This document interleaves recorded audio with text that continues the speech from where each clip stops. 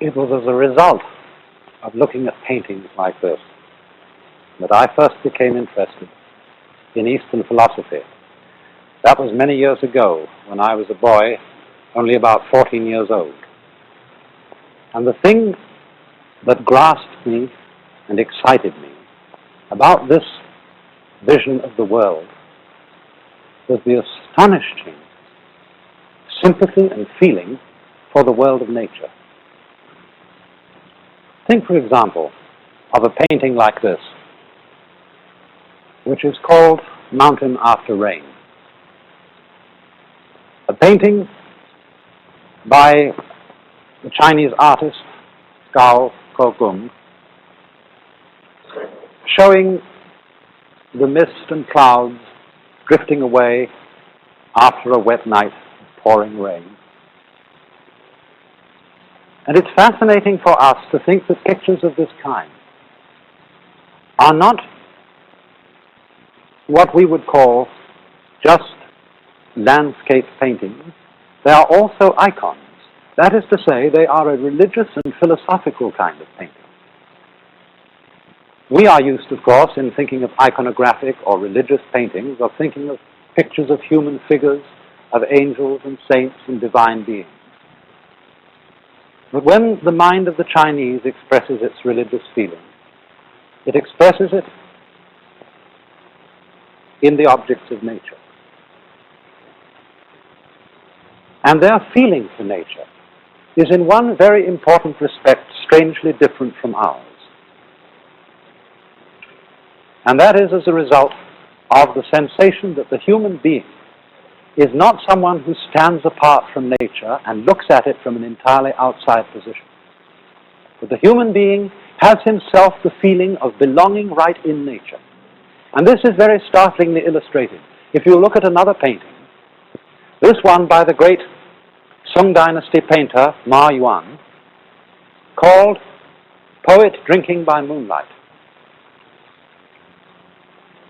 You would think it was just a landscape painting and puzzle, find the poet. But if you look very closely in the bottom part of the painting, you will see him right there, drinking a cup of wine, sitting at a table with his boy attendant beside him. I suppose that's the equivalent of what would be a graduate student or a professor of English literature in these days. But that tiny man lost in the landscape is representative and symbolic of the whole attitude of the Chinese mind and of Chinese philosophy to the harmony of man and nature. Man not dominating nature, but fitting into it and feeling perfectly at home. But you know, our attitude is very strangely different. And we constantly use a phrase which in the ears of Chinese people sounds very peculiar indeed. We speak constantly of the conquest of nature, the conquest of space, the conquest of mountains like Everest. And they would say to us, well, what's the matter with you? Why must you be in such a fight all the time with your environment? Aren't you grateful to the mountain that it itself lifted you up when you got to the top of it? Aren't you grateful to space that it opens itself out for you so that you can travel through it? Why do you think all the time of getting into a fight with it? But that is indeed, isn't it, our dominant feeling. That we are using science and technology, the powers of electricity and steel, to carry on a fight with our external world and to beat our surroundings into submission with bulldozers. And it's also the same with our attitude to our own nature, because we've been brought up in a religio-philosophical tradition which has taught us to a great extent to mistrust ourselves. That is to say, it has taught us as reasoning and willing beings to mistrust our animal and instinctual nature. We have inherited a doctrine of original sin, which tells us not to be too friendly, to be very cautious with our own human nature. And this is something which is all very well, for we have indeed achieved marvelous things by technological interference with and alteration of nature. But if this thing is carried beyond a certain point, it gets us into very serious trouble indeed, as a result of what I would call the law of diminishing returns. Now, it's something like this, to illustrate it in a very simple way. Supposing you start mistrusting your own senses. Supposing you're the sort of person that when you go out for a walk in the morning, you're going down to the market and you wonder, did I turn off the gas stove? And you've only gone a few paces from your house and you think you must go back and take a look in the kitchen and see if you really did turn it off. So back you go and you open the back door and look in the kitchen. Yes, you did turn it off. You close the back door and off you go again. And then a few paces out you think, I wonder if I really saw correctly. Did I look carefully enough? And if at that point you break down and go back again, the more careful you're going to be, you're never going to get out shopping. You're going to be tied in a bind. And although you may say, well, that's only the sort of thing a very stupid person indeed would do, as a matter of fact, this is what our culture is beginning to carry on in very big dimensions. For example, we are privileged in the United States to enjoy freedom in a way that many other peoples in the world don't have it. Yet at the same time, we're very anxious to be sure that our freedom won't be abused. And we keep saying when somebody does something that is an abuse of freedom, there ought to be a law against it. And so hundreds and thousands of laws are put into effect to prevent people from abusing their freedom. And so much legislation involves the most complicated processes of record keeping. As, for example, the records you have to send in every April to be sure you didn't cheat on your financial affairs. Records which become more and more and more complicated, so that nowadays sending in an ordinary individual income tax return is as complicated as extracting the cube root of a complicated number.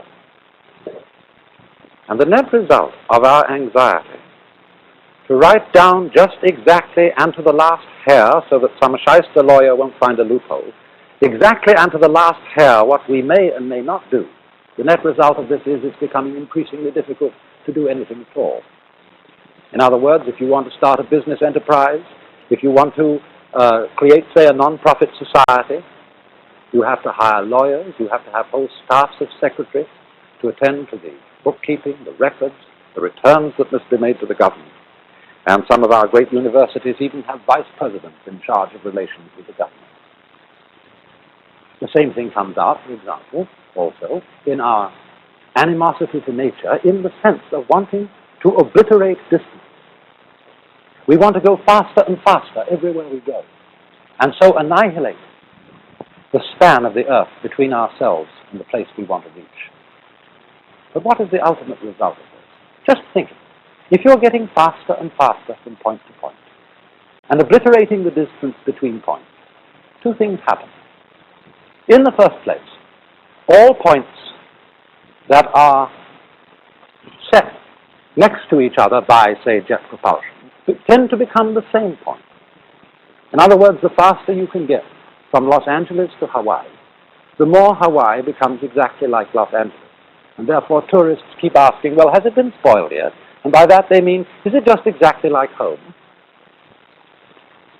And furthermore, if we begin to think about our goals in life as destinations, as points to which we must get,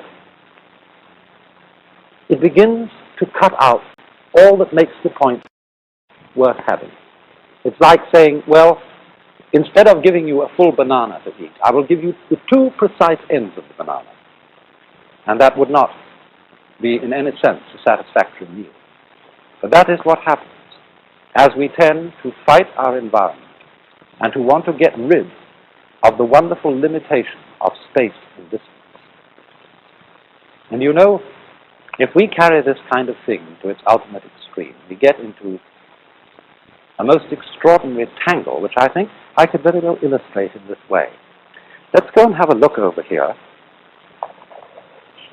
at a sentence which has been written on the board. That is a sentence which is behaving like we are behaving in our mistrust of nature. That is a sentence which fundamentally does not trust itself. And it says of itself this statement is false. Now, what do you see funny about that? This sentence behaves in an extremely peculiar way. Because if it is true, then it is not true. And if it's not true, then that's what it says, that it isn't true, so it's true. So that if this statement is true, it is false, and if it is false, it is true, and so on and so on. In other words, the meaning of the sentence is oscillating. It's shaking from true to false, like an electric bell vibrating. And in other words, you might say that this particular sentence is suffering from anxiety. For anxiety is the condition that comes upon us when we fundamentally mistrust ourselves, when we mistrust our own nature, and are trying to keep such a tight grip on it that we start to tremble, as one's hand starts to tremble if you become extremely anxious to hold it still. Now, Chinese thinking, of which there are really two main currents, the Taoist current and the Confucian. Taoist, that's spelled Taoist, and Confucian. And both of these main currents of Chinese thought agree on one fundamental principle, and that is that the natural world in which we live and human nature itself must basically be trusted. They would say of a person who can't trust his own nature, well, if you can't trust your own nature, how can you trust your very mistrusting of it? How do you know that that's not wrong, too? And so if you don't trust your own nature, you are as fundamentally balled up as anyone can get. Now, it's interesting to look at the fundamental Chinese word, which we translate as nature, because it has a rather different meaning from the word that we use. In Chinese, nature is written like this. You know that Chinese characters are fundamentally pictures. And this first one is the picture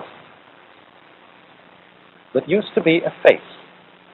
And so it means oneself, or of itself. And the second character, I don't know what this was originally, it's become now a very abstract figure.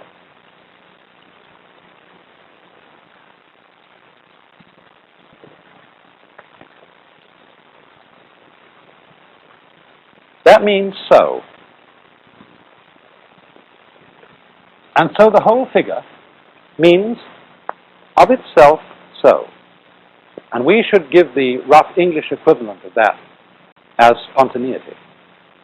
That which happens of itself, just in the same way, for example, that your hair is growing by itself, your heart is beating by itself, so that if you feel your pulse, you get this funny sensation of movement going on inside your body, and you think, I'm not doing that. That's something queer going on inside me over which I have no control.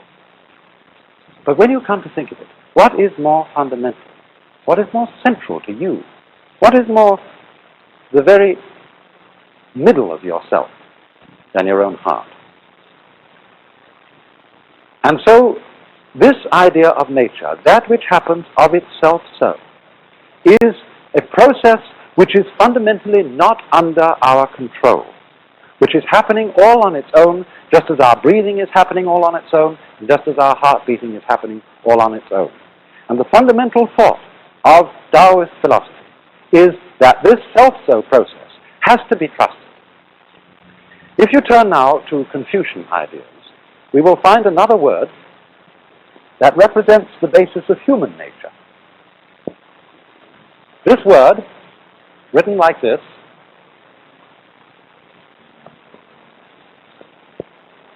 has a funny pronunciation. Although, when we Romanize this word in English, we spell it J-E-N, it's pronounced Ren. Sort of like rolling an R, or rather saying R but not rolling it. And this word is the cardinal virtue in the whole system of Confucian morality. It's usually translated human-heartedness or humanness. But when Confucius was asked to give a precise definition of it, he refused. He said, "You have to feel the meaning of this virtue. You must never put it into words." And the wisdom of his attitude about not defining Jian is simply this, that a human being is always greater than anything he can say about himself and anything he can think about himself. If we formulate ideas about our own nature, about how our own minds and emotions work, those ideas are always going to be qualitatively inferior. That is to say, far less complicated, far less alive than the actual author of the ideas themselves, and that is us. So there's something about ourselves which we can never get at, which we can never define, in just the same way that you can't bite your own teeth, you can't, without the aid of a mirror, look into your own eyes, you can't hear your own ears, and you can't make your own hand catch hold of itself. So that you must basically trust this. Confucius would say he would rather trust human passions and instincts than he would sometimes trust human ideas about what is right. For example, when people go to war, they very often go to war about who has the right ideology, who has the right of this particular dispute, and who has the wrong of it. And because there can be no agreement, no compromise between principles of right and wrong, ideological wars generally tend to be vastly destructive. On the other hand, when we go to war for simple, ordinary greed, because I am greedy of another people, of another nation, I want to carry off their goods, I want to carry off their women, I will at least be sure in going to war with them that I don't destroy the thing I want to possess. And so, if we are then bound to trust our own nature, this attitude of hands off, of not interfering with oneself beyond a certain point, is called, again in Lao Tzu's Taoist philosophy, this: Wu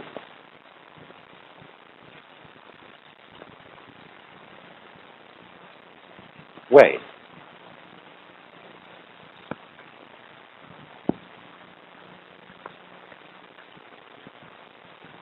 This character means no, not, or don't. And it's said to have been originally based on a picture of bunches of grass tied together like this, indicating that a certain area is taboo. You mustn't step on this area. The ground is sacred. So don't, keep off, is its meaning. And it's possible that this was originally a drawing of a hand over a bird.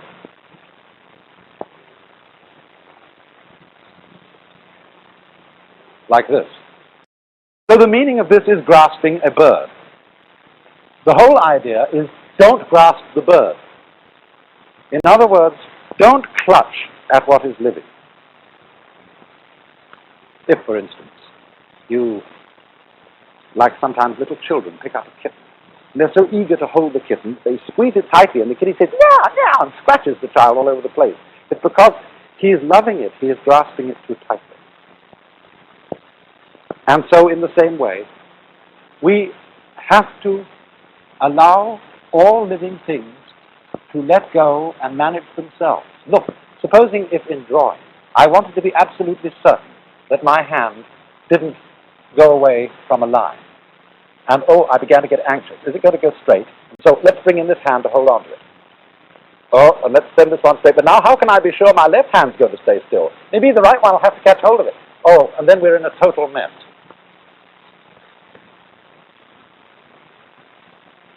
But you see, we in the West are basically afraid that if we trust our own nature, everything will turn into chaos.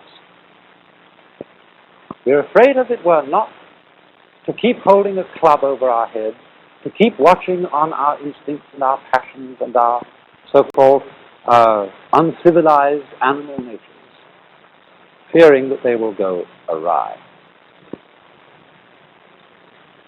But you know, when you let go of that grip on yourself, sometimes astounding things happen. You get out of your own life. You're functioning all together in one piece. I mean, after all, a person who is basically divided against himself, who is in inner conflict and is trying to go in two directions at once, he can't go anywhere. He just has to sit and dither. Whereas if I'm going all in one direction, then at least I'm going. And even if I'm going in the wrong way, I can change the direction. But if I'm trying to go in two ways at once, I don't get anywhere at all.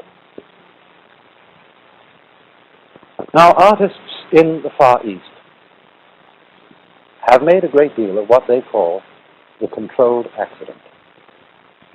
Marvelous things which happen as surprises when an artist does not try to dominate his medium, but let his medium itself do some of the work. Take, for example, this cigarette jar that I have here.